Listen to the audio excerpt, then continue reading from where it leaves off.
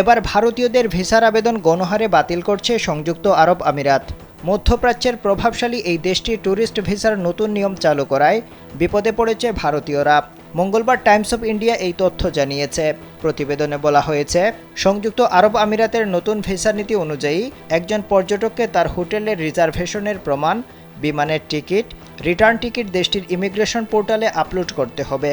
এছাড়া দুবাই যাওয়ার মতো অর্থ ব্যাংকে আছে কিনা তা নিশ্চিতে ব্যাংক স্টেটমেন্টও জমা দিতে হবে। পর্যটককে দেশটিতে যাওয়ার আগে শেষ ৩ মাসের বেতনও দেখাতে হবে। অতীতে আমিরাতের ভিসার জন্য ভারত থেকে আবেদন করা হলে প্রায় ৯৯% মানুষই ভিসা পেতেন, কিন্তু নতুন নীতি কার্যকর হওয়ায় ভিসার আবেদন বাতিলের হার রেকর্ড পরিমাণ বৃদ্ধি পেয়েছে।